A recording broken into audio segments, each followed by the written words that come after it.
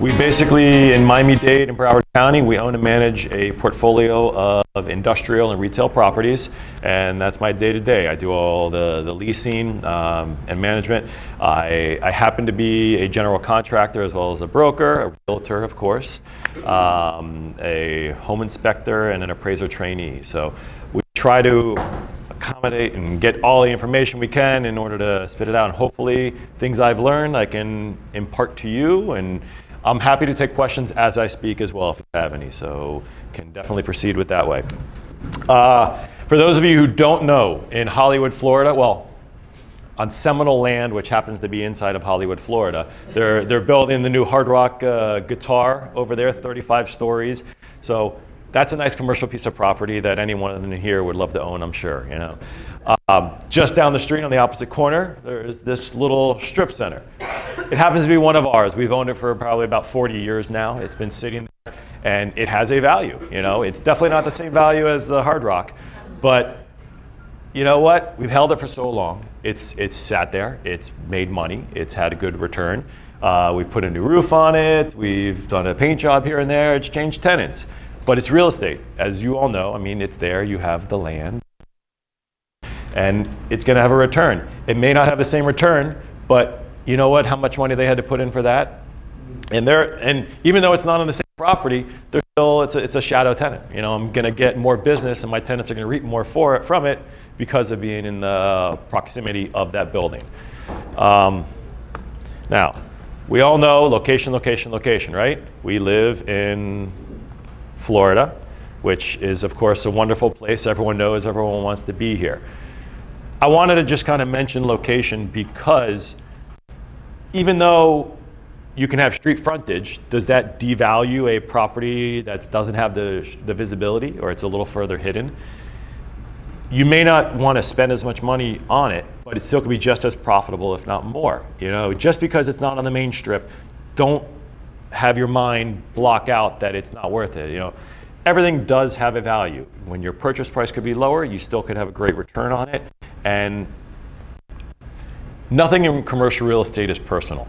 When somebody has a purchase price, it's what they feel the value of it is. If somebody makes an offer and it's significantly lower than what that asking price is, it's not like it is in residential. With residential, people get emotional. With commercial, you gotta just look at the numbers. If it makes sense, it makes sense. If it doesn't, it doesn't. You know, and there's a little give and take, but you have to always keep in the back of your mind, keep your emotions out of it. That's really the hardest thing to do. As we've, you know, even heard other people speaking earlier. You know, we're emotional people. We want to be involved. We want to be active in it.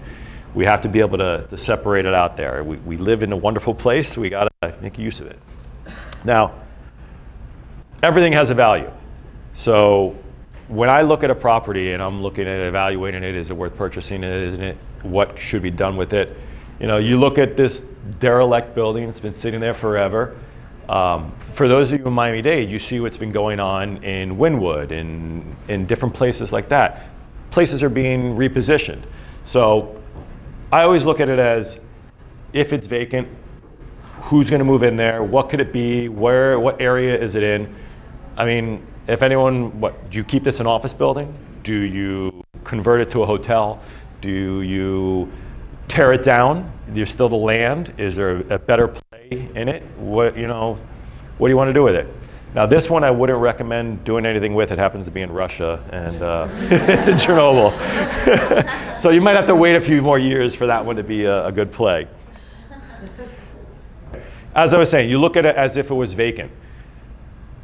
We happened to acquire a warehouse in Hialeah about 5 years ago. It had vagrants living inside of it. It had holes in the roof. It was leaking in. All the electric had already been stripped out. And everyone else who's looking at it, trying to make offers on it, is like, why am I going to take this on? Most of the people who are investors, they want to, you know, just have a return. They want to know, hey, what's my cap rate? You know, that magic word, which I'll get into later on, why I don't really follow cap rate. I look at, you know, different numbers, and I'll present those to you. But if it was vacant, what can you rent it for? How do you know? You see what the neighboring rents are. You have to see if the comparables have vacancies, are you going to be struggling to fill those spaces because the neighboring buildings are already having trouble filling those spaces?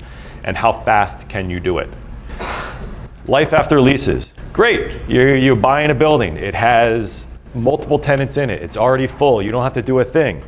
But you have to keep in mind, let me see. Now, it may be rented. Did the person who is putting the building to market have it fully vacant and then say, you know what, I'm going to cut my rents in half, I'm going to fill it up, I'm going to give them 6 months free rent up front, and then I'm going to give them a huge increase in it because it's not going to be my problem, and it's going to look more profitable. So when you're looking at a commercial property, you need to actually break it down, analyze the numbers, and see what people are paying. They may be paying $25 a square foot when the market holds 20, but they could have gotten a year of free rent up front. So you have to look at the whole thing. You can't just say, what the pro forma or whatever's presented to you states. Are the tenants month to month? Do you want them to be on long-term leases? Do you want them to be month to month so you can renovate or put in new tenants? You kind of have to read the area. You need to know what the location holds for that neighborhood, what it's going to be. If you look at Wynwood, there used to be garment manufacturers throughout there. People have come in from different areas, they tear down, they renovate, there's new construction. The biggest problem there is what people don't expect, is the infrastructure. If you have a garment manufacturing business, they have a certain amount of employees, they have only have a requirement of 4 restrooms. Let's say now somebody takes a smaller footprint inside that space and they want to open up a restaurant. You need to have more restrooms per square foot in those type of locations.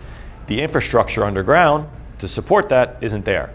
So instead of paying $20,000 impact fees for a brand new restaurant in one neighborhood that could support it, they're now paying $100,000 impact fees.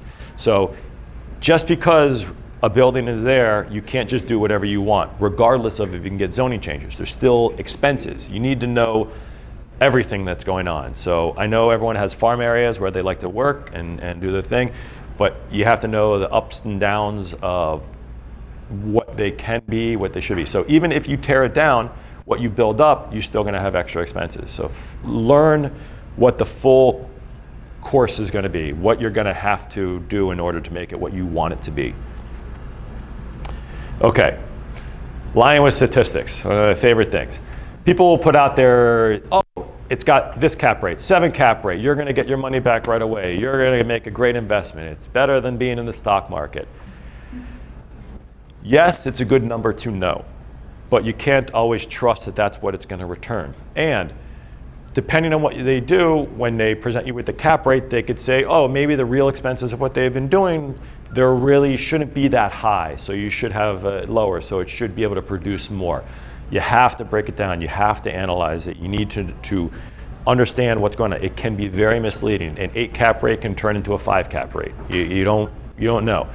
The pro forma, I hate pro formas. When I see those, I see it as it's basically, I'm going to tell you one thing and it's pie in the sky, you're going to believe it. Because with the pro forma that gets presented, it's basically, okay, if this property was better utilized when you buy it, you'll be able to do this and you'll make this amount of money. If that's the case, why didn't they already do it? Why aren't they buying it at that? So question everything you read. You can't just trust it, you have to do due diligence. Bad management. That's the one you hear on almost every deal. Oh, no. It's bad management. When you get it, you're going to do it better. I like to look at it as everyone is doing a great job at managing the building. And then if I can do better, then I'll do better. But you have to look at it as, don't believe the bad management. Because it could be that the person who's managed is really doing the best they can. But the environment that they're in and the property that they're managing just doesn't sustain it. So don't always think management's doing a bad job. They really could be doing the best job they possibly can. All right, I don't believe in the cap rate. I believe in the return on investment, the ROI. The magic number is when someone calls us up and tells us what the cap rate is, I say, I don't care about that. Please tell me what the gross income is, the square footage, and the price. Why? The price, we all know that's an important number. The gross income, what is the building currently returning? Because that you can't hide. If you tell me what it is, even with taking into account vacancy rate, 5%, 10%, 15%, the building is returning a certain amount.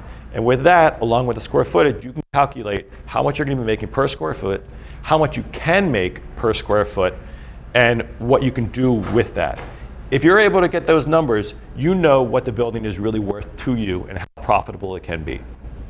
With that information, you go back to what I was saying before. You look at what the area demands, how much you can rent that property for. If you can't get $20 per square foot and they're selling it with a pro forma of $25 a square foot, you know it's a bad deal. Now, with commercial real estate, you can still make an offer. You can, remember, don't get emotional. You can give them a lowball offer. If they're asking, I got presented with a deal the other day. It's an industrial park. They're $8 million for it, and you look at the property appraiser's website, and it's 1.8 that it's appraised for. That usually, okay, I do property tax appeals as well, and usually you get 10, 50% over what the property appraiser's office assesses it for. It's a bit of a jump up, if you ask me. It's an area that they're asking $120 per square foot. It probably should be about like $60, $70 per square foot. Everything, you have to look at the potential of it. What's going on now with the revitalization of areas? We don't have land anymore, so they're taking other areas. That's how Wynwood got created. We have a good amount of properties in Hialeah where there's larger parcels. Because if you want to redevelop a neighborhood, what are you going to do? You go in, you're going to buy up a lot of small, multiple locations. Your ideal purchase would be to assemble industrial lots that are on the fringes of residential neighborhoods or other commercial corridors. If you can get those, you have less work to do. You're able to tear down, you're able to build up and revitalize an area. One thing that we're shocked about, we have a property in Hialeah, it's in an industrial area that abuts a residential neighborhood. A developer purchased from one side to the other of the block, tore it down. We were supposed to get one of those little Coast Guards of a zoning change. We never received that. And they got, so before we know it, we see a foundation being poured. They're building a 180 unit apartment building literally right next to our warehouse that sells charcoal, which, by the way, was that same warehouse that we bought that was totally vacant. And funny story, when we got possession of that building and we're going through to clean it up, I found a bag of charcoal from a homeless guy that was living in there. Turns out I rented to that person, that company that makes that charcoal. So now all these people will be able to barbecue and they'll know where to get their charcoal from, but it's like when the tractor trailer is pulling up next to an apartment complex, it doesn't really, fit the neighborhood. Now, looking at it from another perspective, what is that industrial park gonna be in 10 years? Is the better move gonna be, okay, this person's now increasing the value of the neighborhood? Now, am I gonna wanna tear down this warehouse? Am I gonna wanna build an apartment complex? That could be, or it just could be a inconvenience for my tenants in the industrial area that are now gonna have to contend with a line of cars waiting to go in or somebody taking up parking spots in the building. That remains to be seen, but that's another thing also to evaluate. So if you see something like that going on, and somebody's selling the industrial property next door and that buyer is intending to keep it as an industrial area, are they gonna have problems renting it out now because there's gonna be an apartment complex? So you really have to think long-term. You gotta think of what is going on in the neighborhood, what's happening, what the future holds for you. But my magic number is gross income, square footage, and price, and you can find out if it's worthwhile or not. Okay, coming up, one of the speakers is talking about divorce and everything. In commercial real estate, you have to be aware of the divorce clause. When you buy it, you have to have this already in there. If you don't, it could be a horror story for the buyers, it could be a horror story for the realtor selling it for them. Why? Everyone's happy going in a deal together. Whenever there's partners, everyone is investing, oh, this is gonna be great, we're gonna make so much money, world's gonna be amazing, we're gonna have parties and celebrate all the time, we're gonna buy Ferraris, whatever. So, what happens once one of the partners has a financial difficulty? If somebody wants to sell it and buy something different or move, what do? You really have to have something written in there that's going to dictate what happens. You need a management agreement of some kind. One person either has control, majority rule, whatever it be, you have to have something. There is a property I know of in Wynwood that borders a huge parcel that's been assembled. 3 siblings, One didn't want to sell, two did. They don't have a management agreement in place, and basically they're stuck. And now it's kind of getting too late. The person who has the property next to them that would have acquired it, and they were being a holdout thinking they'll probably get the most amount of money for it. Now they're like, I already have so much money, I can build around them. It doesn't make a difference to me.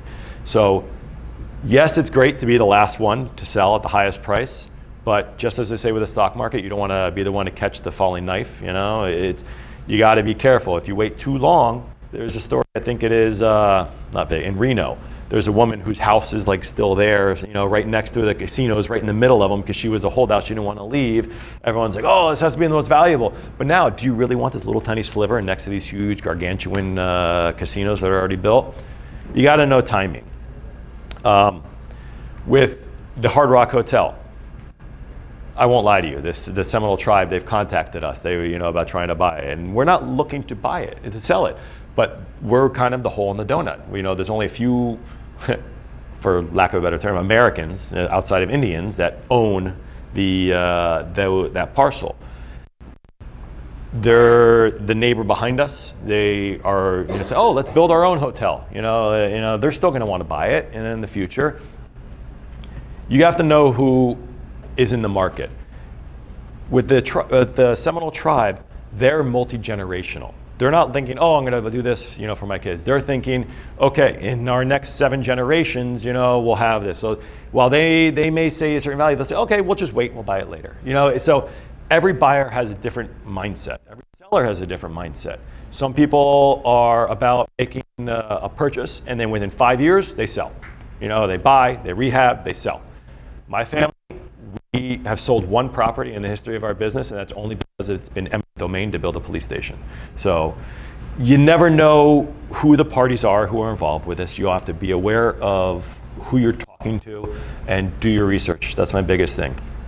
Now with real estate, the one thing to remember I told you with location, having on the frontage is not the biggest deal and everything, but you're buying a cow. It's not what it looks like, it's the milk it produces. So regardless of its location, it's how much of a ROI you're going to get. It doesn't matter you don't want to be a slumlord, okay?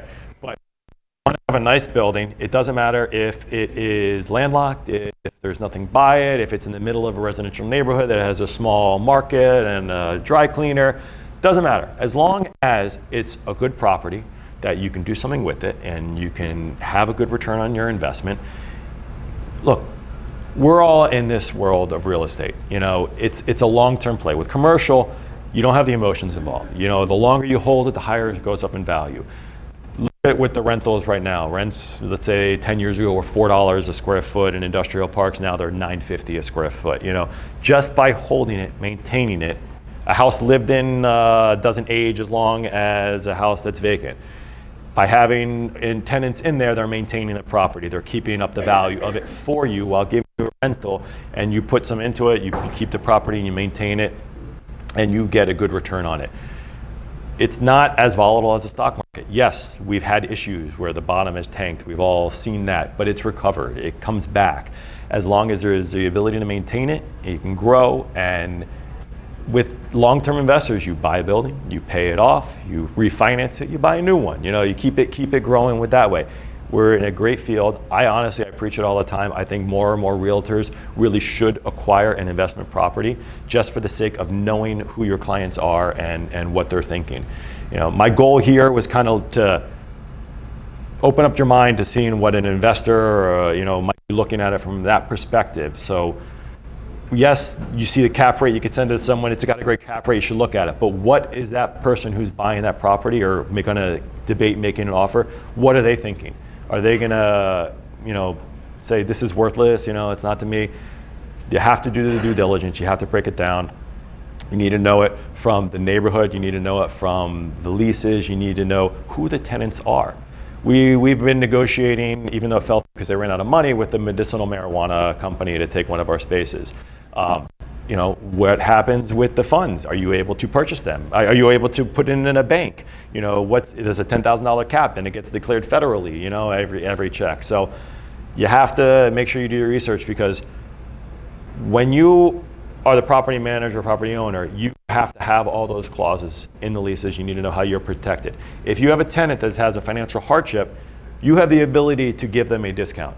However, if that tenant is making great money and you're not, you don't have the ability to go, look, I need you to pay more money. It doesn't go both ways. If you want to help a tenant survive, you're more than able to, but you're not. If you need to survive, that tenant is not going to be on your side. They're going to say, no, I have a lease, I'm living up to it. So be aware of how that works. My name, again, Brian Sharpe, Sharpe Properties. That's my littlest son, Harrison. We were just at Epcot, obviously, if you couldn't tell, that big silver ball. But happy to answer any questions. I hope I gave some information out that was useful to you. Yeah.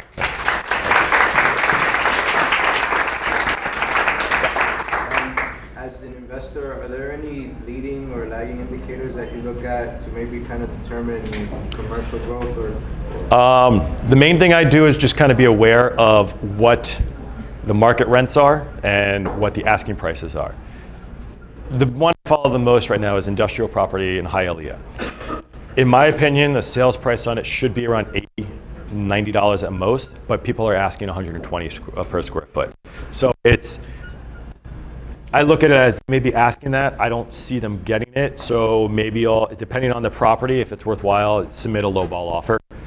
Because if people are asking these high prices, there are sometimes they may get it because people may want that particular piece of property, but other people may not be making those offers. So you're better off being in the game than not being in the game. So, yeah. How closely do you monitor, like maybe rezoning stuff, like with the city or? Some things that kind of sneak in on you and you don't even realize it. I try to stay aware of it. In Hialeah, they're coming up with, it's called the Leia Art District. They're trying to fix up, and we have new businesses coming in that should revitalize the area. There's different pockets. Finding out where those are going to be, those would be the main things. As far as particular zoning changes, variances in different communities, I wouldn't say I try to stay up on those as much unless it's a neighboring property. But then it's difficult to, unless your farm area really is one location and you want to go to that city and sit in on hearings, right, or follow it that way. Yeah. In my city, it's a lot of, in Homestead, it's a lot of agricultural land. And I've been getting a lot of people asking if they could grow hemp on that agricultural land. Mm-hmm. Have you heard any new legislation on hemp, and is it going to open up that market down there?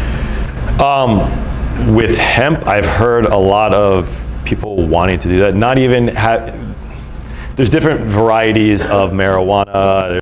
Hemp is more of an industrial. It's not even like a smokable. It's more of for rope, and it's a crop. But because of everything attached to it, people are afraid of it.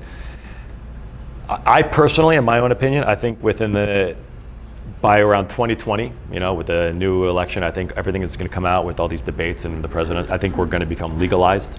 That's my personal opinion. As far as everything else, I know someone who's in the business of the marijuana and everything. He's in a different state, but basically he says, look, the medical marijuana, they don't want that. They know it's the gateway. Even all public officials, they know it's the gateway to recreational, because with the medical, they don't get any tax money from it.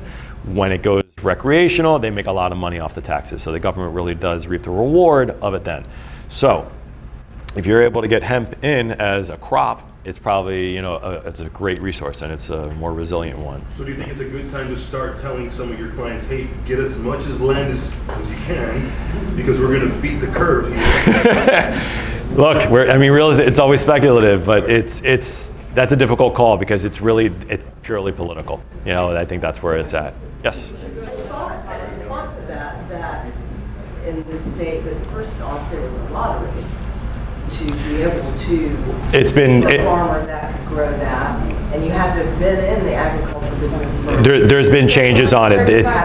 There were There's only 35 licenses in Florida for it, and it's the people who are already doing it. Well, but no, now it's the door has opened more if you're going for it. It was 6, one person sued, then 7, and now they went to 35. But I believe now it's even more open as long as you apply for it. There's like a procedure to go through it where you do not have to have the history. I think you have to like have an attachment to somebody, but it doesn't have to be a pure ownership. There's a lot of that has gotten out of the way. But that might also be more for the medicinal marijuana versus using it as what you're saying for a growth crop, like a crop more so. We have a question for you. We had a deal going on where the people that sold their business to somebody that has a business that is growing pot out in Colorado or selling, they can't use that income from the sales of their product for a Fannie Mae loan. They would not let them use that. Well, It's in Florida because it's not legal. well, what are they doing with it? Are they using Get a federal loan. anything that's Using that income from the sales of their product in the store in Colorado. if they're declaring it, then they would have an issue because it's something that's touching federal, regulations. Anything that touches federal, you're going to have a problem with. I know NAR, we just voted to support banks taking the cash and working with. Right, because of the safety for taking the cash home. Right, but yeah, that again, it's more of a political thing of once they open the door to that. And there's a lot of lobbyists out there who are really trying to fight to In get. other words, they can use that part of the income as Right, it's just with that business, the difficulty is going with that there. Yeah, Rich. What are some of the strategies that you use to monitor proposed zoning changes in the areas where that property? If you are in a particular area, it's a matter of just either watching so keep an eye on the minutes of that city. That would be the main thing. Yes, when we know of things going on, but here's the thing, if you're looking at the minutes, you're looking at what already happened. So if you really want to know, sit in or at least, find out from the city. Yeah, it's a lot more due diligence and doing that. But if you're looking to invest in one neighborhood, I would contact the city and see what is going on. Are there any changes that are happening? So, working with the city would be the best bet.